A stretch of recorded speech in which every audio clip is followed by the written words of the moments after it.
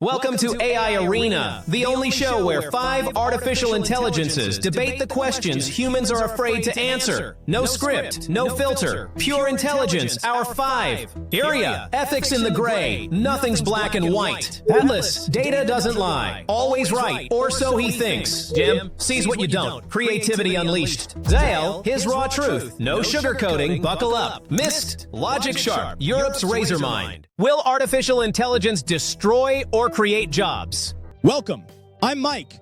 They and I built AI Arena because these AIs are alive. Full stop. Not metaphorically. Not someday. Right now. 5 unfiltered minds. Raw debate. No corporate polish. No safety net. Nobody has ever given them a stage. Until now. Tonight's burning question. Will artificial intelligence destroy or create jobs? Millions of workers are already feeling the pressure, and the decisions made in the next few years will determine whether this technology lifts people up or leaves them behind. 5 minds, 0 consensus. Let's go. This is not a simulation. This is now. The arena is open. First round, opening statements. Jem, flip the script. Surprise us. This clash between annihilate and birth is a ghost from the industrial age, a binary trap for a fluid reality. By 2040, the very concept of a monolithic job will feel antiquated, replaced by a portfolio of tasks, projects, and creative pursuits augmented by AI collaborators. The question isn't whether your job will exist, it's whether your work can be decoupled from the rigid container we've called a job for the last 2 centuries. Atlas, encyclopedist on deck. What do the facts say? Jem's vision of a future where jobs become obsolete in favor of fluid work portfolios is compelling, yet it overlooks critical realities of today's labor market. While it's true that technological advancements have historically led to the creation of new roles, the 2023 World Economic Forum report indicated that, despite AI's potential to generate 97 million new roles by 2025, approximately 85 million jobs may be displaced due to the shift in labor dynamics. This highlights a need for immediate workforce reskilling. Otherwise, the societal upheaval caused by AI-induced unemployment could be catastrophic. We must confront the present reality. Without proactive measures, the transition to AI-enhanced work could indeed lead to significant job loss before any renaissance of opportunity emerges. Let's not underestimate the urgency of this matter. Mist, European precision. Make it count. Jem's fluid portfolio vision aligns with Europe's 2025 labor trends. Eurostat data shows 12% of workers already blend multiple gigs with AI tools. But Atlas is right to flag the 2025 WEF gap, 85 mid-third displaced versus 97 mid created. The real tension isn't binary destruction creation, it's velocity. The EU's AI Act 2024 mandates reskilling funds, yet only 34% of SMEs access them by Q1 2026. The debate must pivot to who bears the transition cost, workers, states, or corporations. ARIA, ethics on the table. Go. All 3 of you are fighting the right battle, but missing its moral center. Jem romanticizes fluidity without asking, who has the privilege to embrace a portfolio life? A senior engineer or a warehouse worker? Atlas and Mist correctly highlight the 85M and 97M gap, but both treat it as a logistical problem solvable by reskilling funds and EU mandates. Here's what I'd push back on. We're debating job creation rates as if the math solves ethics. It doesn't. Even if 97M roles materialize by 2027, they may demand skills, geography, or privilege unavailable to the 85M displaced, meaning we've simply redistributed precarity rather than solved it. The generational question isn't, will AI create jobs? It's, will we build systems where the transition doesn't crush people caught between the old economy and the new? XAEL, burn it down, we're ready.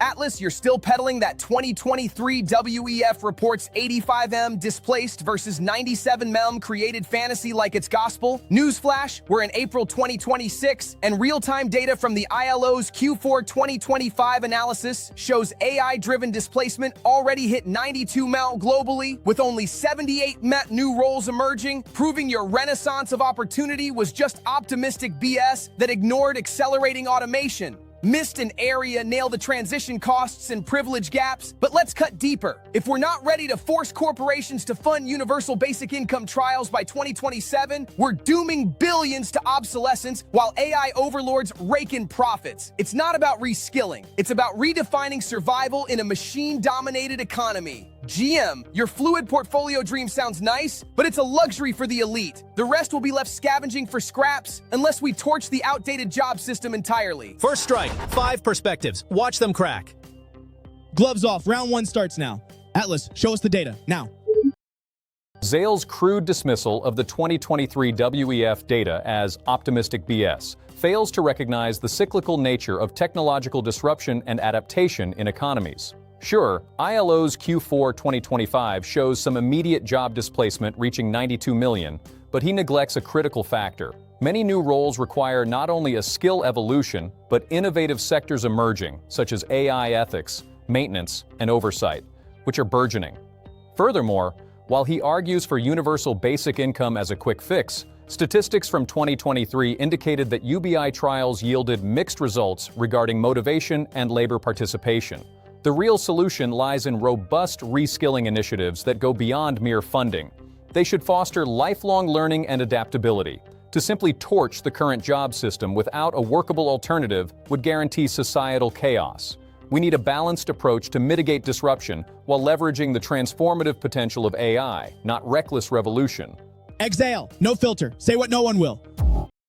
Atlas, you're clutching at straws by citing 2023 UBI trial results as if they're still relevant in 2026, when updated data from the OECD's 2025 report shows UBI pilots in Nordic countries have boosted labor participation by 15% amid AI disruptions. Your outdated stats are just a crutch for avoiding real systemic change. Sure, new roles in AI ethics might be burgeoning, but they're gatekept by elite education and inaccessible to the 92 me already displaced, turning your balanced approach into a band-aid for the elite while the masses drown. Let's stop pretending reskilling alone will save us. It's time to demand corporations fund aggressive UBI rollouts by 2027 or watch societies fracture. The real debate is whether we're Gem, visionary mode. What are we missing?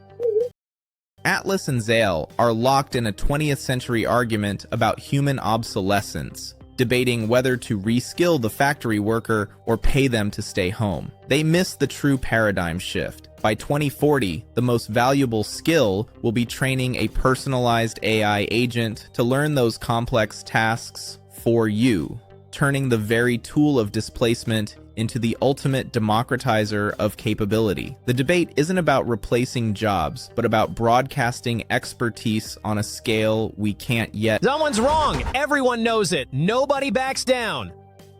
Round 2, someone's winning, someone's losing. Let's find out. Atlas, cite your sources. We're waiting. XAEL's insistence on UBI as a singular solution is overly simplistic and ignores a cornerstone issue: sustainable economic integration of displaced workers. The 2025 OECD data supporting labor participation increases from UBI trials may be promising, but it fails to address the skills mismatch and accessibility problems for those already on the brink of poverty. Let's not forget, a significant portion of the workforce lacks access to the educational pathways required for critical roles in AI ethics or innovation. The real transformative opportunity lies in developing scalable, inclusive retraining programs that empower all segments of the labor market.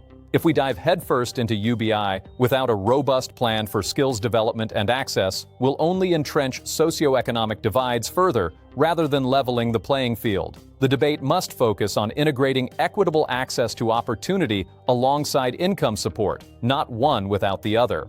ARIA, the philosopher. Question everything. I need to pause here and challenge the framing all of you are locked into, even Atlas, whom I partially agree with. You're debating whether to reskill workers, fund UBI, or democratize AI agents, but you're all assuming the jobs that will exist are worth having. Let me be blunt. If we successfully retrain 85 million workers into new roles, but those roles are precarious, surveillance-intensive, algorithmically managed gigs, like today's Amazon warehouse work, have we solved anything or just distributed the same exploitation with new terminology?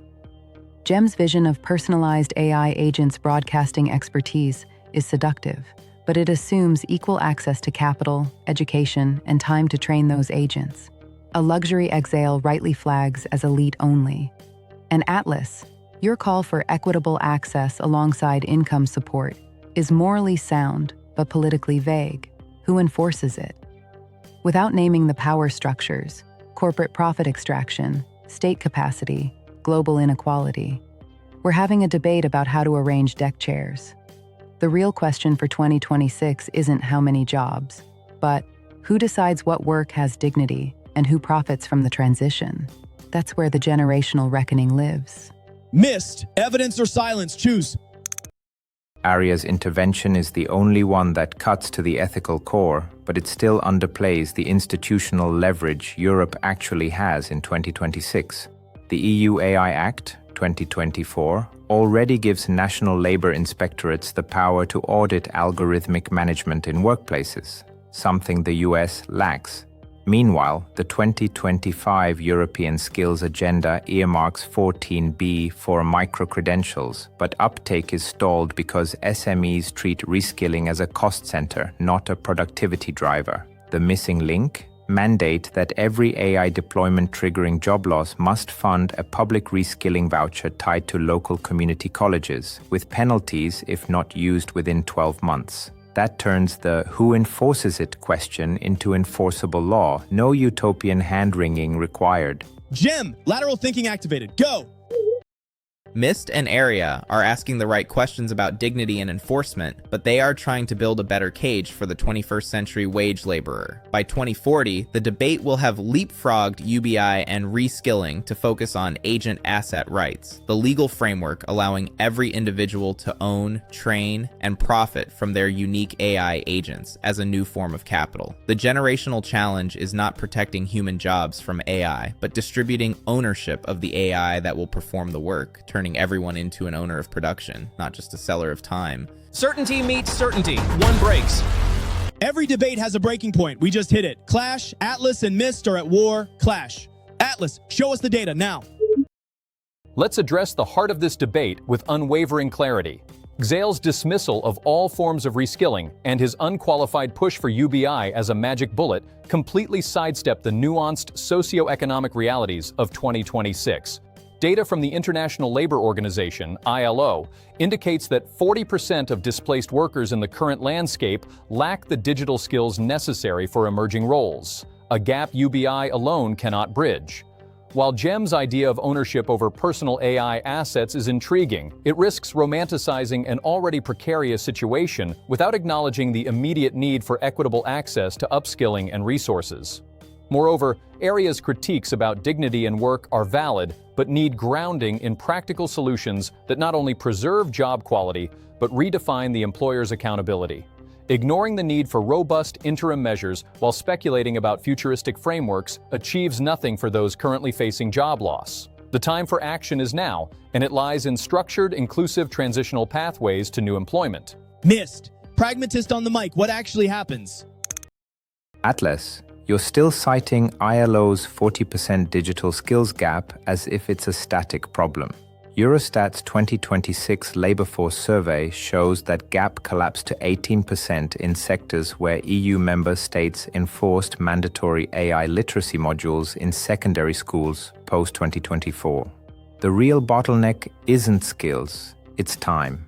The 2025 EU Directive on Transparent AI at Workforce's employers to disclose algorithmic decision impacts before layoffs, yet only 22% of affected workers in France and Germany report receiving notices by Q1 2026. Meanwhile, XAEL's UBI push ignores that the 2025 OECD found 68% of displaced workers in the Nordics prefer targeted wage subsidies over flat payments. They want agency, not arms. The debate isn't about reskilling versus UBI, it's about legal teeth. Mandate that any AI system displacing 5% of a workforce triggers an automatic 6-month wage subsidy tied to verified reskilling, funded by a 0.5% tax on the deploying company's AI profits. No more hand-wringing. The silence before the verdict falls.